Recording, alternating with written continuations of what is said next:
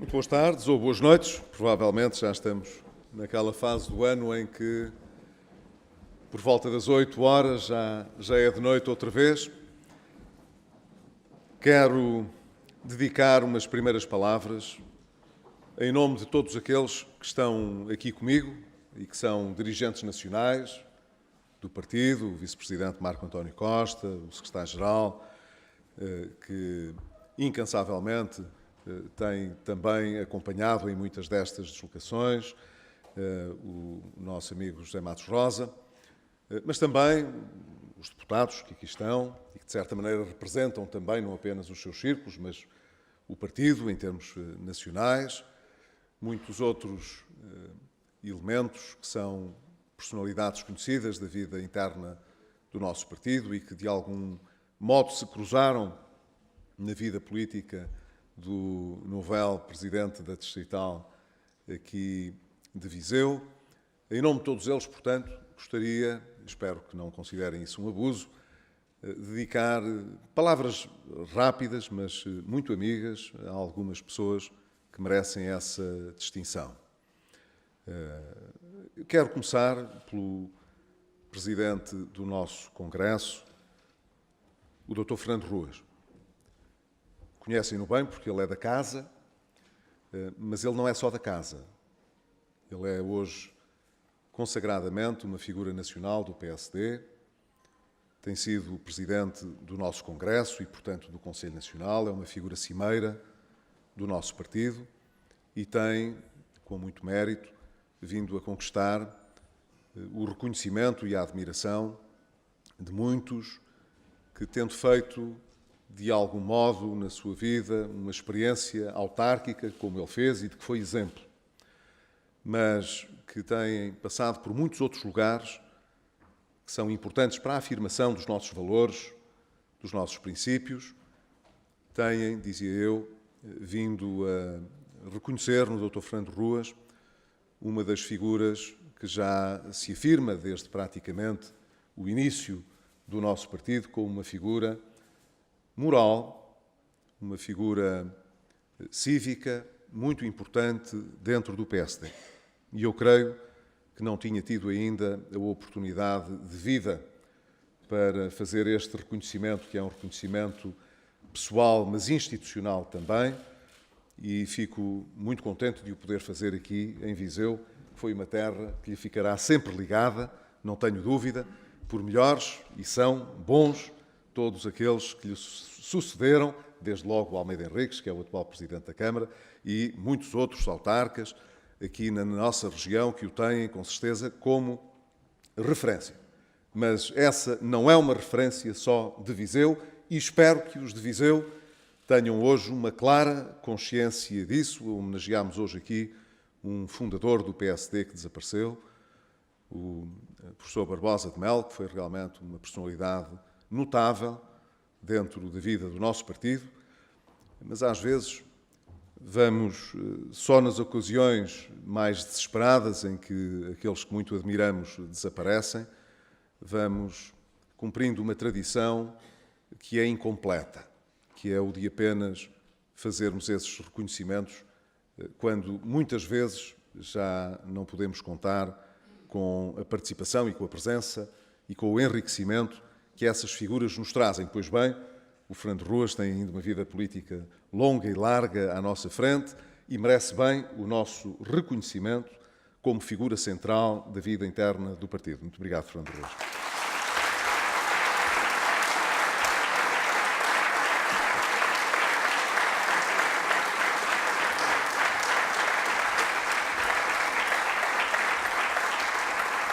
Quero também dedicar uma palavra amiga a quem nos recebe aqui, porque o Joaquim Almeida Henriques é hoje também o nosso anfitrião, é um amigo de longa data e alguém que tem vindo a mostrar em muitas ocasiões, já no governo, no passado, agora nas autarquias, que realmente nós temos valores importantes para apostar para o futuro e temos aqui vários exemplos da nossa geração de pessoas que têm trazido, quer à vida autárquica, quer à vida nacional do PSD, uma ambição grande e uma vontade de acrescentar valor àquilo que herdamos, àquilo que recebemos de quem nos precedeu. E, portanto, queria também deixar aqui um abraço amigo ao Almeida Henriques e queria, sobretudo, num momento de transição de liderança distrital, agradecer também muito ao Mota Faria. Mota Faria foi presidente desta distrital durante um tempo importante em que eu fui também presidente do nosso partido. Durante uma parte significativa desse período, estive no governo como primeiro-ministro e talvez não tenha dedicado ao partido tanto tempo quanto seria o desejável, embora me tenha sempre esforçado por dedicar aquele que achava que era indispensável e importante para poder sempre merecer o vosso apoio, que nunca faltou. E o Mota Faria esteve na primeira linha desse apoio, que foi um apoio, como ele próprio teve a ocasião de recordar, um apoio amigo, crítico, leal, como nós devemos desejar na nossa vida, não só na política, é assim mesmo. Gostamos de ouvir os reparos que nos fazem quando as coisas não nos correm bem ou quando fazemos menos bem as coisas, elas não nos saem sempre da melhor maneira, e é bom que aqueles que estão à nossa volta não se inibam de nos poder chamar a atenção disso. É para isso que estão à nossa volta. Se for só para dizer que está tudo bem, não têm grande utilidade. Têm utilidade quando nos podem chamar a atenção daquilo que não saiu tão bem, daquilo que poderia sair melhor, de outras maneiras de podermos abordar as questões. Isso é fundamental na vida das organizações. É por isso que nós temos sempre de trazer para o pé de nós aqueles que nos podem ajudar e acrescentar valor, não apenas aqueles que sabemos que nos apoiam e que nos podem, em momentos mais difíceis, amparar. Precisamos também de quem olhe para a frente e nos ajude a fazer melhor. E o Mota Faria esteve sempre nos Conselhos Nacionais, nas reuniões com as distritais, foi sempre um homem que trouxe uma voz permanente de chamada de atenção, que era bastante acutilante, sem ferir suscetibilidades, de uma grande elegância e, ao mesmo tempo, ajudando realmente a trazer-nos uma sensibilidade colhida junto da militância do partido, junto das pessoas com quem contactamos, e nós sabemos que, às vezes, quando estamos no governo, tendemos a viver assim num casulo em que, às vezes, já não ouvimos aquilo que é preciso, ouvimos apenas aquilo que nos querem dizer. E se as pessoas que nos querem dizer coisas não têm a frieza de espírito de dizer o que é importante, há uma parte dessa informação que nos falta, que nos escapa, porque nós não conseguimos chegar a tudo e ouvir tudo e ter a percepção de tudo, por mais sensibilidade que possamos ter. O Mota Faria esteve, portanto, ao nível daquilo que nós melhor desejamos num partido, ainda para mais numa circunstância difícil, de facto, como foi aquela que vivemos, ainda para mais agora na oposição. Tenho a certeza que o facto de ter deixado a distrital não o impedirá na Assembleia Distrital, junto do partido, junto do meu e-mail pessoal, do meu telefone e do nosso encontro, dar-me sempre conta dessa sua visão inconformista, mas amiga e, tenho a certeza, ambiciosa para os valores do nosso partido, que estão ao serviço dos portugueses. E, portanto, quero-lhe deixar aqui, e por seu intermédio a todos os que colaboraram consigo, um abraço amigo de reconhecimento e de gratidão por todo o trabalho que realizaram.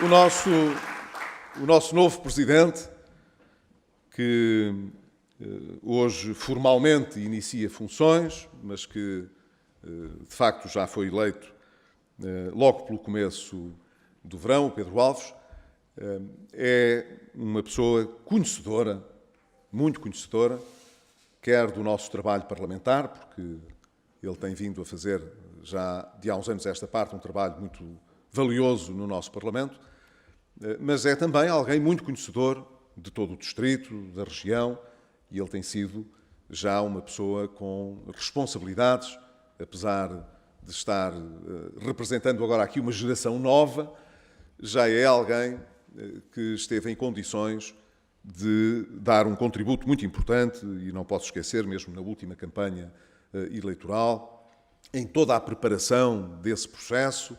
É uma pessoa experiente e tenho a certeza, portanto, fará com toda a sua equipa um trabalho relevante, não só a pensar nas autárquicas daqui a um ano. Esse é um objetivo claro e importante para nós e que nós temos em agenda. Estou totalmente de acordo. Precisamos não apenas de manter aquilo que já conseguimos alcançar em resultado há 3 anos atrás, mas precisamos também de ampliar esses resultados. Fazemos-lo com a ambição de quem sabe que tem uma geração de autarcas preparada para poder acrescentar valor, trazer mais oportunidades para os nossos territórios e, sobretudo, oferecer aos nossos concidadãos uma perspectiva de futuro mais ambiciosa, mais auspiciosa, mais esperançosa para todos.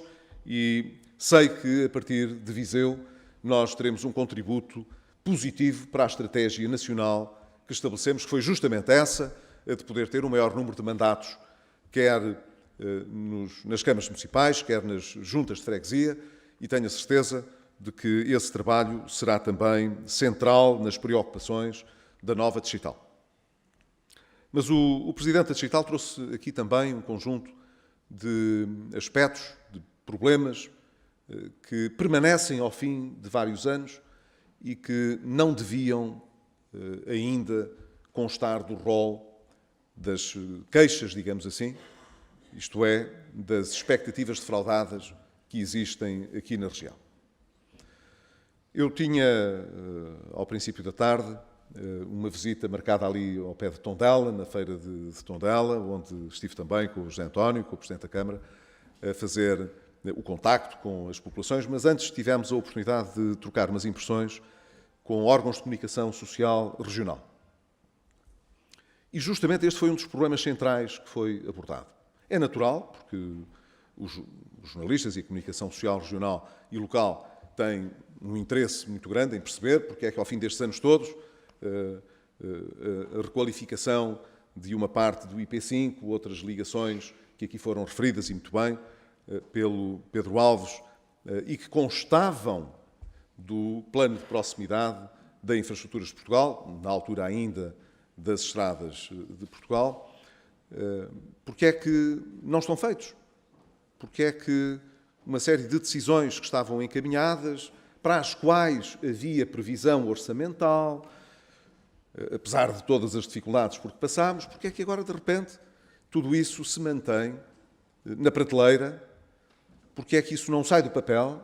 Porque é que os protocolos que assinámos, as soluções que encontramos, para as quais havia previsão orçamental, em alguns dos casos, como era o caso da ligação de Sátão a Viseu, em que os próprios municípios contribuíam para essa solução, era uma solução, portanto, mais económica, mas que resolvia na mesma o problema, e isso é que interessa, é que resolva o problema. Não é que seja muito bonito no papel e custe muito dinheiro, o que interessa é que funcione. E essas soluções estavam previstas, estavam programadas e realmente não saem do papel. Pergunta, porquê? E eu respondi, não há dinheiro. Porque não há dinheiro. Então, mas não será uma questão ideológica? Até certo ponto é. É verdade. Por exemplo, a ligação a Coimbra, sim, é uma concessão é uma entre muitas concessões que o Governo faz à maioria que o apoia no Parlamento. Nós tínhamos dito, na altura, o Estado não tem meios de realizar este investimento sozinho. Houve um tempo em que, com fundos europeus, podíamos ter resolvido esse problema. Não foi no meu tempo, foi no tempo das chamadas vacas gordas, mas nesse tempo andou-se a fazer muita coisa que não tinha o mesmo nível de prioridade nem de necessidade. Desperdiçaram-se, portanto, muitos recursos e estes não foram resolvidos. Mas, agora que não temos esses recursos, desde que exista, e existia, um ambiente de confiança, de recuperação económica em curso, de expectativa positiva por parte dos investidores privados, havia manifestações de interesse em avançar com esse investimento. Claro que um governo que tem uma visão ideológica avessa ao investimento e aos investidores torna mais difícil que haja um clima de confiança para que esses investidores apareçam, cheguem-se à frente, como se costuma dizer, arrisquem, porque têm de arriscar. Se não arriscarem, a gente não quer. Porque investidores privados que investem e que chegam à frente com as garantias todas do Estado, como acontecia no passado com as PPPs, isso muito obrigado, ficamos nós todos a pagar. Sempre qualquer coisa não corre bem, é o Estado que paga. Agora, quando os privados também tomam o seu risco, investem, se as coisas não correrem tão bem, perdem alguma coisa, se as coisas correrem melhor, ganham. É assim em todas as atividades privadas. Portanto, porque é que não havia de ser assim também nas infraestruturas? É assim mesmo. Portanto, desde que eles possam arriscar, investir, ganhamos todos, mas é muito difícil que eles se sintam à vontade com este ambiente, com este governo, com estes apoios, com esta maneira de ver o investimento. Porquê é que então a questão não é só ideológica? Porque o governo então tinha uma solução boa. Dizia, mas nós não queremos os privados. Não queremos. E vamos fazer, em coerência, o que no passado criticámos ao governo anterior, que era que não investia o suficiente em termos de despesa pública. A despesa de investimento, diziam eles, era crítica, essencial, tinha de ser feita. E eu tenho a certeza que o Partido Comunista Português e o Bloco de Esquerda não se iriam opor a que então esse investimento fosse feito para ligar Viseu a Coimbra, porque não se faz. A esquerda agora não está no governo. O investimento público não é necessário. Há alguma objeção ideológica contra o investimento privado? Então o Estado que faça. Porquê é que não faz? Não há dinheiro. Evidentemente, se houvesse, já tinham inaugurado 3 vezes o projeto. É porque não há dinheiro. E as outras também não se fazem pela mesma razão. Mas devia haver. Devia haver. A Infraestruturas de Portugal, quanto mais não seja para o tal plano de proximidade, tinha lá previsto estas obras e o dinheiro. Porquê é que ele não está lá? Agora, o tal, que é a Unidade Técnica de Apoio ao Parlamento, pôs cá fora um relatório sobre a execução orçamental até julho deste ano. Veremos mais daqui a poucas semanas o que é que se passou com agosto. Mas até julho dedicou quase um capítulo inteiro à Infraestruturas de Portugal. Para ver o que se passava com a Infraestruturas de Portugal. E lê-se assim no seu ponto 22. Relativamente à medida componente rodoviária, porque eles agora também têm a ferroviária, como sabem, tem a Infraestruturas de Portugal, tem a infraestrutura rodoviária e ferroviária. Relativamente à medida componente rodoviária, o déficit registado até julho de 2016 é superior ao previsto para o total do ano, devido essencialmente ao baixo grau de execução da receita. E depois explica. Até julho, verifica-se um baixo grau de execução da despesa, essencialmente através da aquisição de bens e serviços, leia-se conservação de bens e aquisição de outros bens e serviços. Contudo, no lado da receita verifica-se um grau de execução ainda mais baixo, devido à reduzida afetação da contribuição de serviço rodoviário à componente rodoviária. E depois tem um quadrozinho onde mostra e compara 2015, janeiro a julho, com 2016, janeiro a julho. E de janeiro a julho, a contribuição de serviço rodoviário que tinha sido afeto à Infraestruturas de Portugal valeu 156 milhões.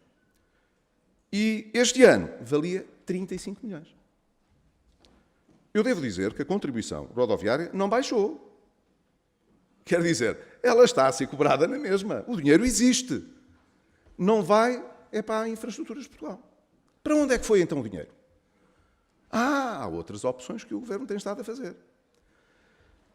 E como o Governo fez outras opções, que são, evidentemente, opções que querem dar a ideia às pessoas de que está tudo bem, de que há uma certa abundância e que as contas estão todas certas, não se gasta o dinheiro que estava previsto para as coisas que eram importantes. Agora, reparem bem, um governo, como foi o nosso, que governou durante tempos de penúria, porque não havia dinheiro, arranjou dinheiro para poder fazer estas obras importantes, e um governo que diz que acabou a austeridade e que vivemos na tranquilidade da abundância, não tem dinheiro para fazer estas coisas que são importantes. Dá que pensar. Isto dá que pensar. A primeira coisa que concluímos é que o discurso não bate com a realidade. Essa é a primeira coisa. Vivemos, portanto, um certo faz de conta. Faz de conta que temos dinheiro, mas de facto não temos, porque aquele que tínhamos está a ser utilizado para outras opções que o Governo tomou. Segundo, vivemos um período, como aqui já foi dito e muito bem, em que as pessoas que estão no Governo ficam com o protagonismo de tudo o que possa ter um impacto muito positivo e ser, portanto, apreendido pelas pessoas como coisas simpáticas, mas sempre que as coisas não são assim tão boas, a gente nem os ouve. Desaparecem do espaço público, inventam mil artifícios para não terem de se pronunciar. E devem seguir aquela regra do é preferível aparecer com um sorriso e não dizer nada e desviar as atenções do que ter, uma vez que seja, de dizer: olha, estamos preocupados porque eu estou um pouco preocupado porque o INE divulgou os dados das exportações e eles são dados que não apontam na direção que nós esperávamos.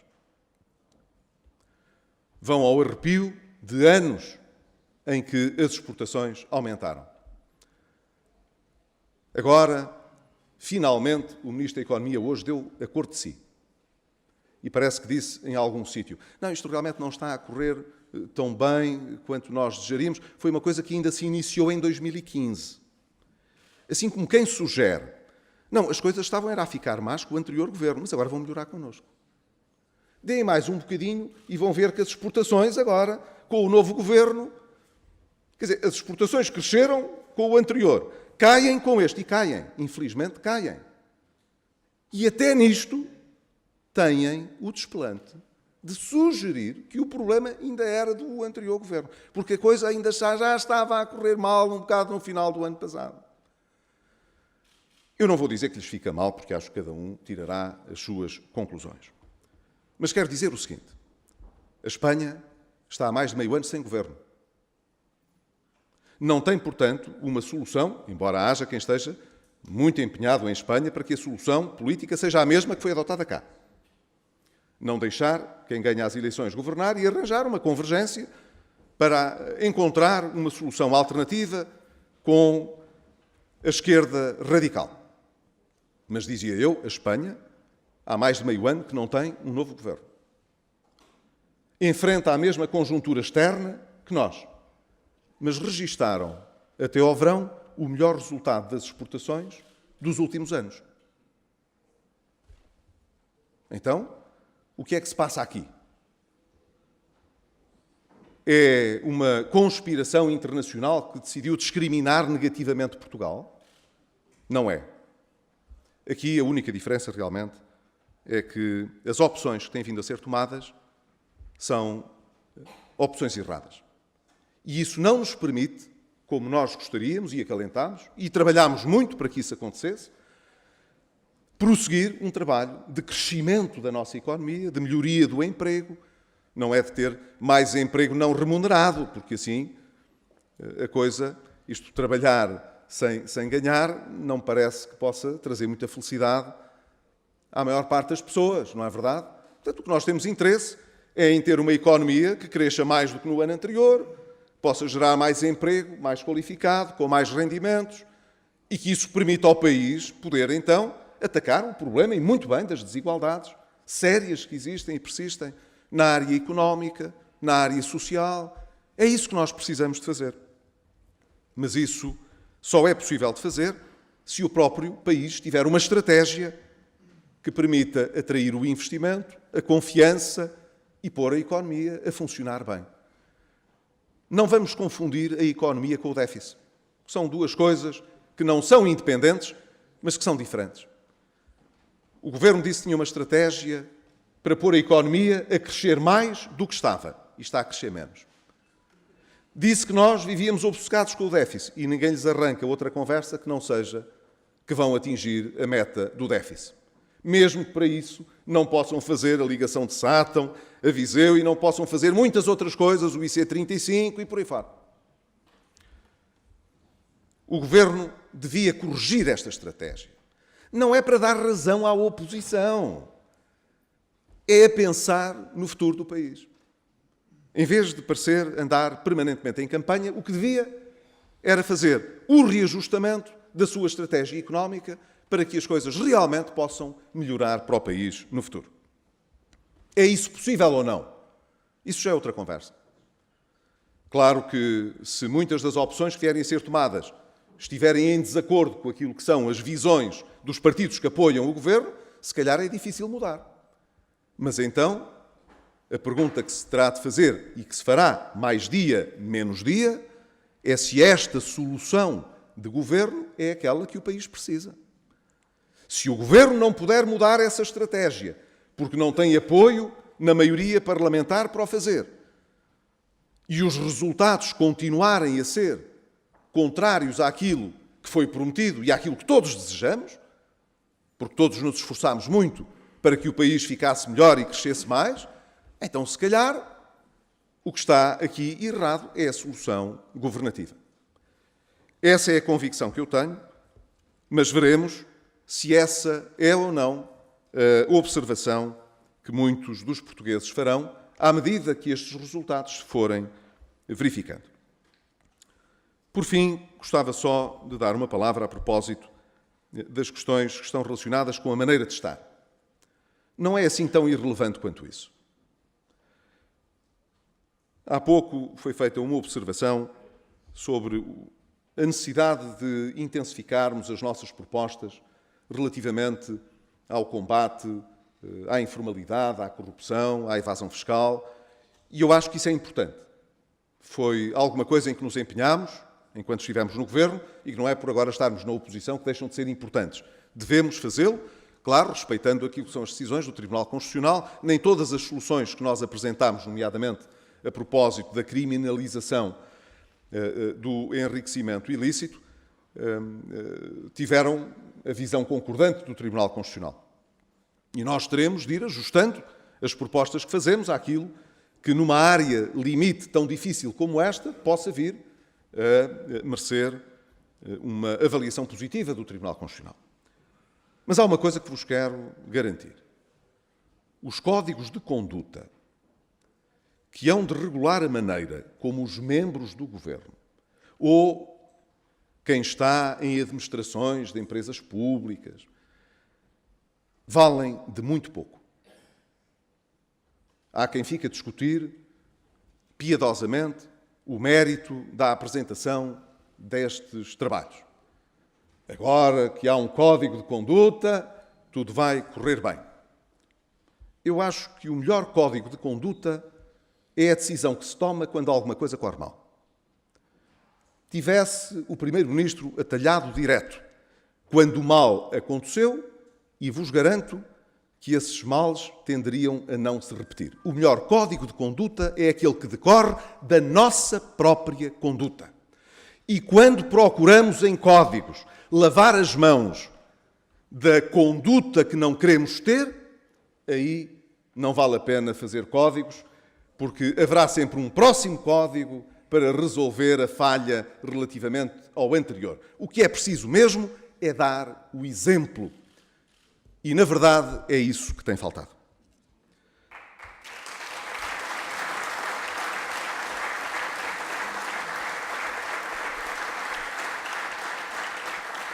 Nós vamos ter na próxima semana, em Coimbra, jornadas parlamentares do PSD.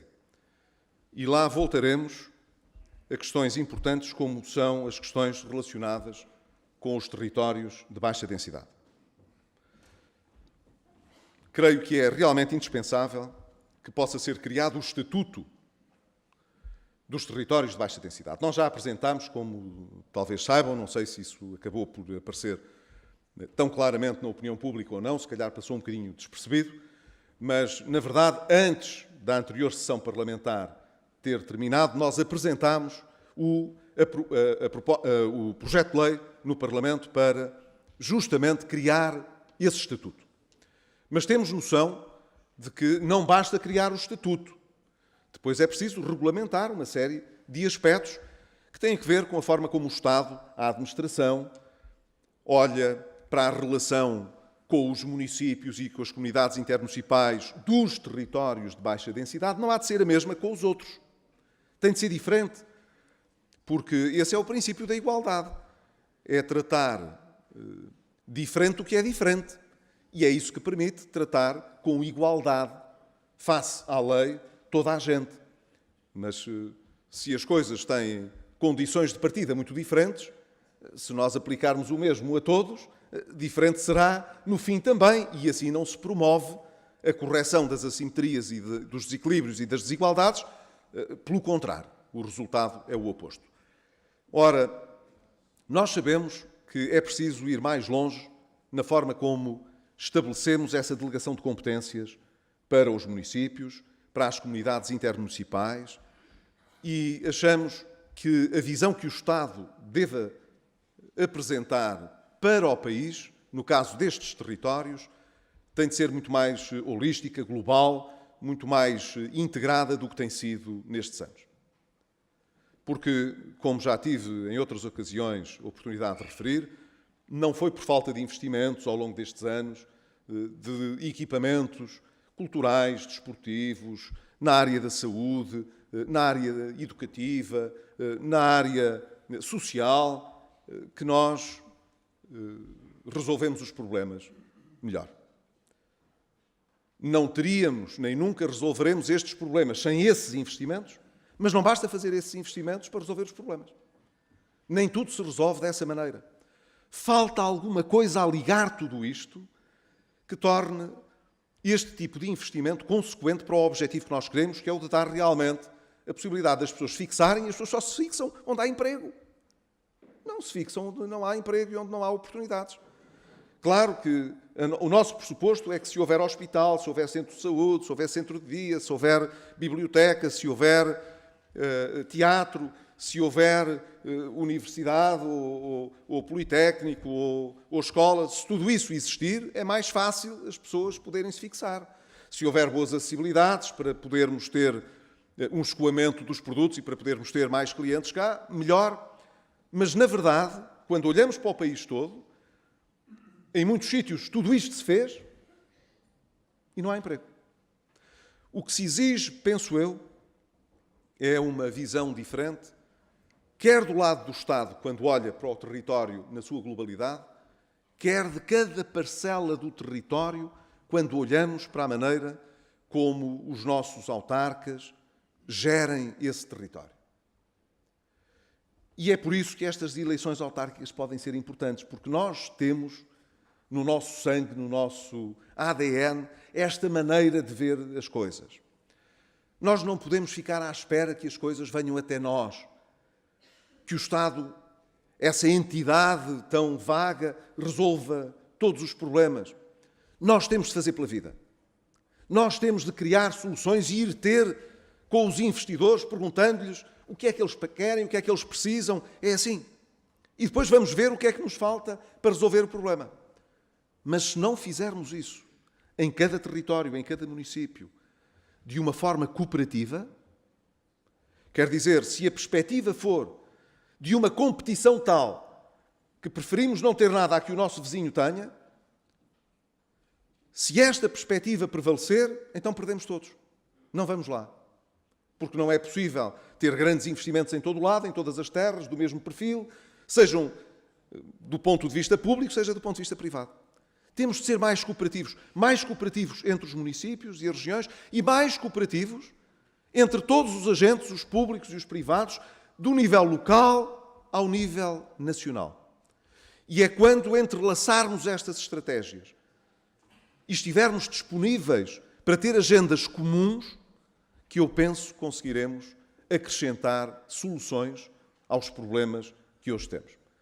Tenho a certeza que todo o tempo que vai mediar daqui até às eleições autárquicas será também utilizado no plano nacional pelos nossos deputados e pelos órgãos nacionais, pelas pessoas que estão a fazer um bom trabalho nas secções e nas distritais, não apenas para preparar as candidaturas, boas candidaturas, com boas escolhas, isso é muito importante, escolher bem é muito importante, mas também é fundamental ir explicando porque é que queremos ganhar, o que é que temos na nossa maneira de ver e no que vamos fazer, algo de importante para acrescentar às soluções que precisamos de encontrar.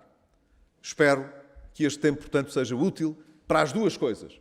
Para escolher bem as pessoas e as equipas, mas para escolher bem as estratégias que queremos levar para os nossos territórios.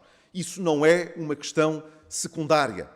Nós vamos andar os próximos meses, em termos nacionais, com o Fórum das Políticas Sociais, preparando soluções de reforma, não apenas da segurança social, mas da saúde, da educação. E não o queremos fazer centralizadamente. Não estamos a pensar apenas no próximo governo e no que fazer na saúde, na educação. Não, nós estamos a pensar no país todo, no território, no que pode ser feito pelos municípios, pelas comunidades intermunicipais, o que pode ser feito pelas associações particulares de solidariedade social, pelo terceiro setor. Portanto, por todos aqueles que têm uma visão de futuro para o país, que não se resignam, que não esperam apenas que as coisas corram mal para poder dizer que têm razão, como dizia muito bem o Mota Faria. Nós nunca deixaremos de denunciar o que está mal. Mas as pessoas sabem que o que fizemos no passado e o que queremos fazer para o futuro não é para nos desforrarmos, nunca foi para nos desforrarmos, é para que as pessoas possam viver melhor, ter mais liberdade de escolha e poderem atingir um nível, um patamar de bem-estar e de prosperidade mais consentâneo com aquilo que são os esforços que foram fazendo ao longo da sua vida, aquilo para que se prepararam, aquilo por que lutaram e que às vezes não corre de acordo com as nossas expectativas, simplesmente porque, como se costuma dizer, uma andorinha não faz a primavera e cada um não pode só por si fazer a reforma do país, do mundo em que vive. Mas se estivermos sintonizados, muitos com esta perspectiva, como eu acho que estamos em Portugal, então o verdadeiro interregno que estamos a viver não foi o das intervenções precedentes, foi o deste recuo que estamos a fazer ao passado com o atual governo, e o que se seguirá é uma vontade do país de realmente enfrentar as suas dificuldades, mas olhar o futuro com mais esperança, como nós provámos no passado que era possível fazer. Bom mandato, bom trabalho, felicidades.